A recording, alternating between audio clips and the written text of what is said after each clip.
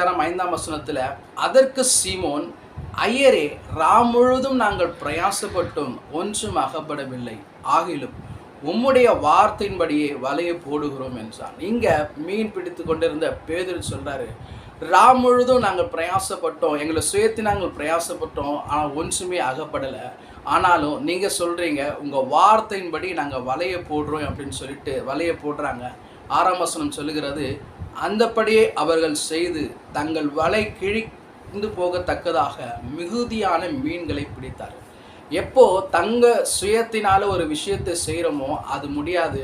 கர்த்தருடைய வார்த்தையும் அவருடைய வல்லமையும் அவருடைய துணையோடு சார்ந்து நம்ம சகல பிரயாசப்படும் போது அதனுடைய முடிவு எப்படியா இருக்குதான் இங்கே வேதம் சொல்லுகிறது, வலை கிழியத்தக்கதான மீன்களை பிடித்தார்கள் என்று சொல்லி. அது மாத்திரமல்ல, 8ஆம் வசனத்தை வாசிக்கும் போது, சீமோன் பேதுரு அதை கண்டு இயேசுவின் பாதத்தில் விழுந்து, ஆண்டவரே, நான் பாவியான மனுஷன், நீர் என்னை விட்டு போக வேண்டும் என்றான்.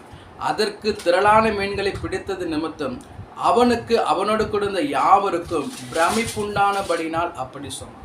இதுவரைக்கும் அவங்க பார்த்திராத அப்படிப்பட்ட மீன்களை இந்த நாளில் கர்த்தருடைய வார்த்தை துணை கொண்டு அவங்க பிரயாசப்பட்டதுனாலும் அநேக மீன்கள் பிடித்தாங்க.